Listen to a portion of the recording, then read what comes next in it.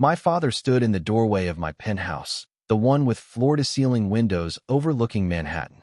His mouth hung open as he took in the custom Italian furniture, the original Rothko on the wall, the view that cost more per month than he'd made in a year. "Dominic, I need money. Your mother's medical bills." I didn't let him finish. "You'll figure it out yourself," I said, echoing the exact words he'd thrown at me 15 years ago when I was sleeping in my car. "That's what you told me, remember? When I was starving and begging you for help." His face went pale. "Son, I was wrong back then. I'm sorry. But your mother. Get out." My voice was ice.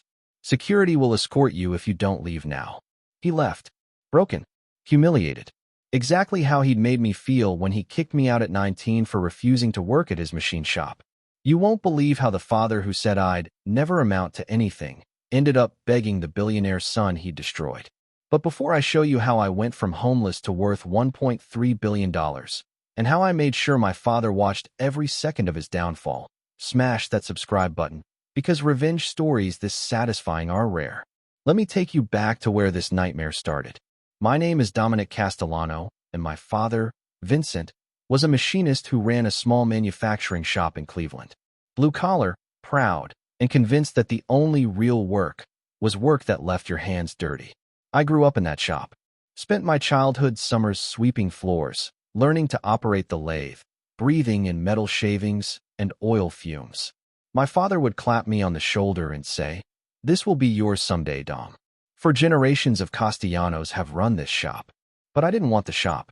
I wanted to build things that mattered. I was obsessed with technology, with coding, with the internet that was just exploding in the late 90s. At 16, I taught myself to code. Spent nights in the public library learning HTML, JavaScript, Python. Built my first website for a local restaurant. Made $300. It felt like $1 million. "That's not real work," my father said when I showed him the check. "That's playing on computers. You need to learn a real trade." My mother, Carmela, was different. Softer. She'd slip me $20 here and there, tell me to follow my dreams. But she never stood up to Vincent. Nobody did. When I told my parents I wanted to go to college for computer science, my father exploded. "College? For what? To waste 4 years and come out with debt? I'm offering you a guaranteed job, a business, a legacy, and you're going to throw it away for computers?" "Dad, technology is the future. Manufacturing is dying. Manufacturing built this country. It put food on your plate, clothes on your back, and you're too good for it now." We fought for months. Finally, I applied to colleges anyway. Got accepted to Ohio State with partial financial aid. I'd work part-time, take loans, make it happen. The day the acceptance letter arrived, I showed my father with pride. He tore it in half. "You go to that school, you're not my son anymore. You walk out that door chasing this computer fantasy, you don't come back. You'll never be rich doing that nonsense. You'll be a nobody." I was 19 years old, and I called his bluff. I packed everything I owned into 2 duffel bags and left. But my father was about to cross a line that would cost him everything. Have you ever had family give up on you? Let me know in the comments. The first 2 years were brutal. I worked 3 part-time jobs while taking a full course load. Slept in my car most nights because rent meant choosing between housing and tuition. I called home twice. Both times, my mother answered. "Your father won't talk to you," she whispered, like he was standing right there. "He says you made your choice." "I'm sorry, honey. I can't help you." "He watches the bank account." "I'm not asking for money, Mom. I just wanted to hear your voice." "I know, baby. I have to go." She hung up. I sat in my car in a Walmart parking lot and cried for the first time since I'd left.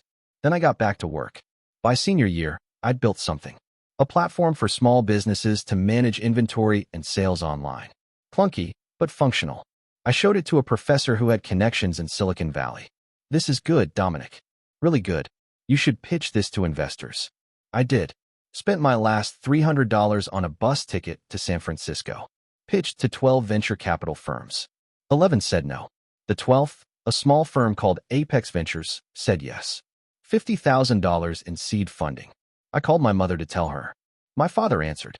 "Dominic." His voice was cold. "Dad, I just wanted to tell you, I got funding. For my business. $50,000. I did it." Silence. Then, "That's not real money. Call me when you've built something that matters." He hung up. What he didn't know was that I'd been documenting everything. Every rejection. Every night sleeping in my car. Every dismissive comment. I was building something bigger than a business. I was building my case. But that's not even the worst part. 2 years after that phone call, my platform, Inventory Flow, had grown to $3 million in annual revenue. I'd hired a team of 12. We were profitable and growing fast. I sent my father a newspaper article about our series, a funding round, $4 million from a major VC firm. The article had my photo, called me Cleveland's tech prodigy. He never responded. Then my mother got sick. Breast cancer. Stage 3. I found out from my aunt, not from my father. He hadn't called me, hadn't asked for help. Just let me find out through family gossip. I called him immediately. Why didn't you tell me mom is sick? Why would I? You made it clear we're not your family anymore. I left because you kicked me out. I've tried to reach out. You chose computers over family. Now deal with the consequences. I'm coming to Cleveland. I want to see her. Don't bother. She doesn't want to see you either. That was a lie. I found out later my mother had asked about me constantly. He'd told her I was too busy to call, too successful to care about them anymore. He'd poison her against me while I was building an empire. Little did they know, I was just getting started. I flew to Cleveland anyway, showed up at their house. My father answered the door, blocked me from entering. I told you not to come. She's my mother. I have a right. You have no rights here. You gave those up when you walked away. My mother appeared behind him, thin and pale from chemo. Vincent, let him in. No. My father's voice was steel. He made his choice. Now he lives with it. He closed the door in my face. I stood on that porch, shaking with rage, and made a decision. If my father wanted to play this game, I'd play it better than he ever could. I hired a private investigator. Found out my father's shop was drowning in debt. He'd refused to modernize, lost clients to competitors with digital systems. The business was failing, and he was too proud to admit it. He'd taken out loans using my mother's medical insurance as collateral. If the shop went under, she'd lose her coverage. She'd die because of his pride. By the time I was done investigating, I had enough to expose him as the stubborn, prideful man who was killing his own wife. But that wasn't enough.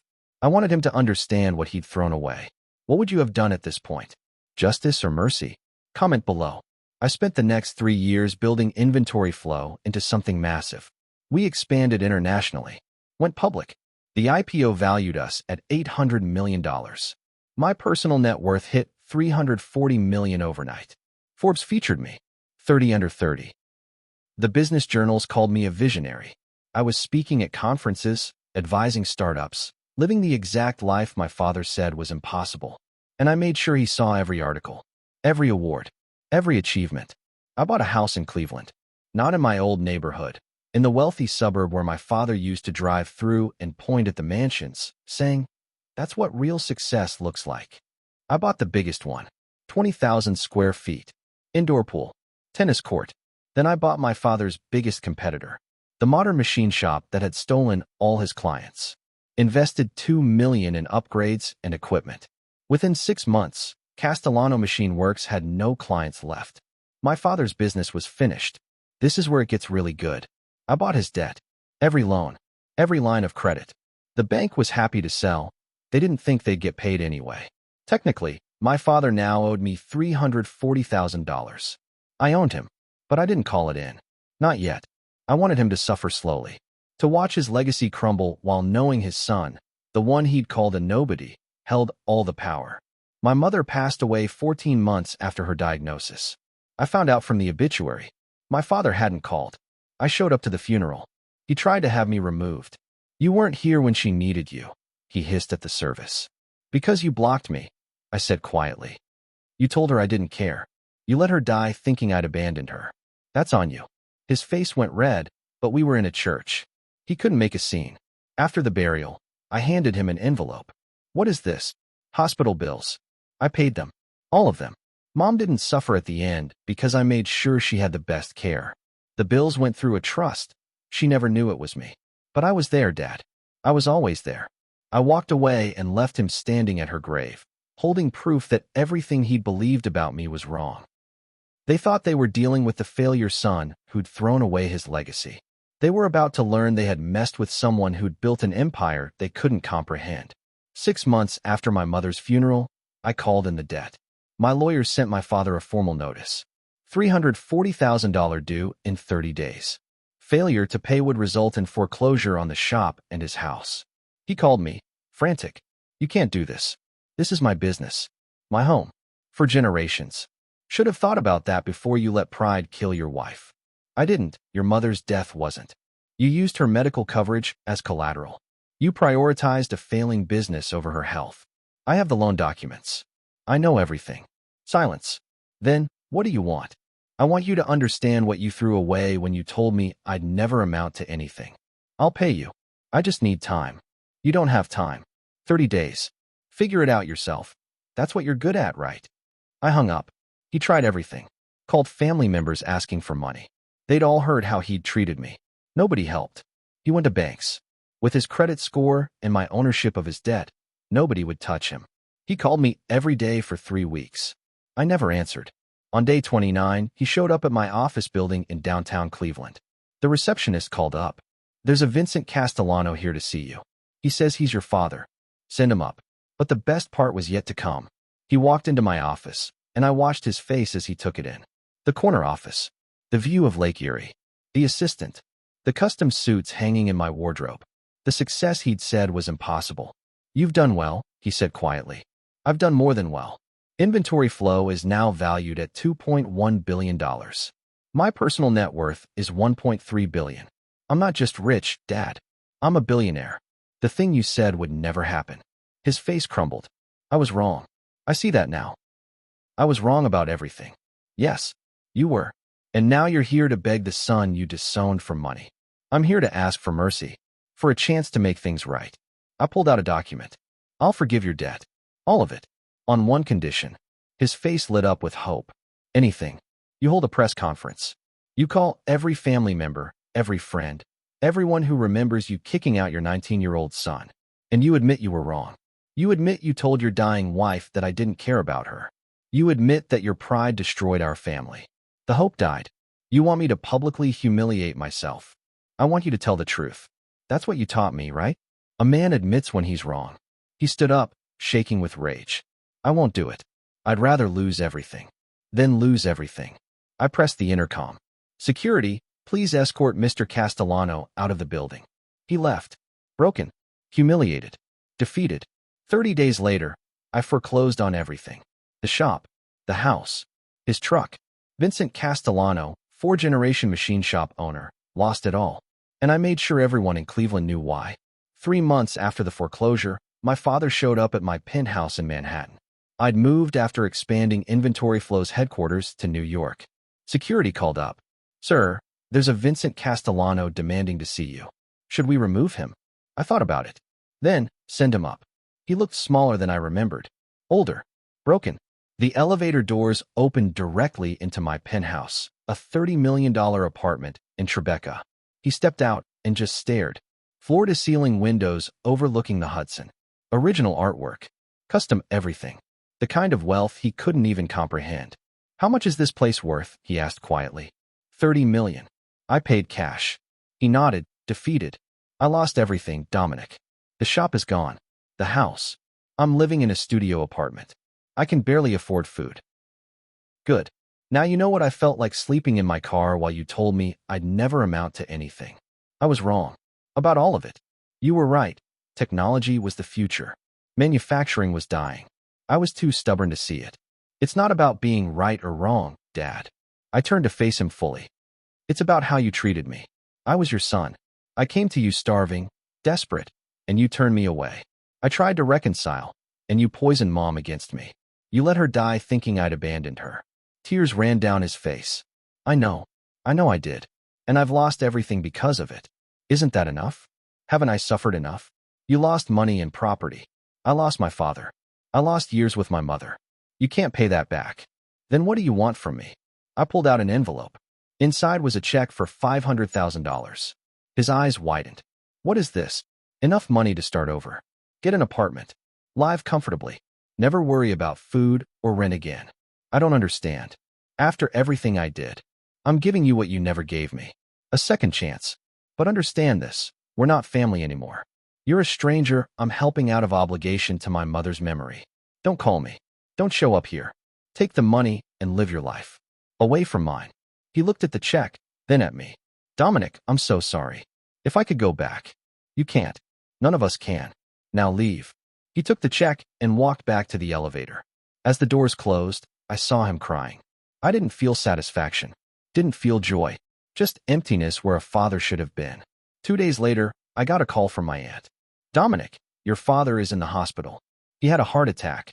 I sat with that information for a full minute. Is he going to make it? Yes. But he's asking for you. I went. Not because I forgave him, but because I wanted to make one thing clear. He was in a hospital bed, tubes and monitors everywhere. He looked fragile. Mortal. You came, he whispered. I came to tell you something. I paid your hospital bills. Full coverage. You'll get the best care. But after you recover, we're done. This is the last time you'll ever see me. Dominic, please. You taught me that actions have consequences. That a man faces what he's done. Well, I've given you more mercy than you gave me. The rest is up to you. I walked out of that hospital room and never looked back. Justice was served, and karma had the final word. Vincent Castellano lived another 7 years. He took my money, moved to Florida, lived quietly. He tried to reach out twice. I never responded. When he died, my aunt called to tell me. I didn't go to the funeral. Inventory Flow is now worth $4.2 billion. I've built 3 more companies. I employ 8,000 people globally. I'm on the Forbes 400. Everything my father said was impossible, I made real. But the victory feels hollow sometimes. I'd trade $1 billion to have had a father who believed in me. The lesson? Success is the best revenge. But it doesn't fill the hole that betrayal leaves behind. If you enjoyed seeing a toxic parent get what they deserved, you'll love my next story about the business partner who tried to steal my company using forged signatures. He forgot I keep receipts on everything. What's the most satisfying revenge you've ever seen? Share in the comments.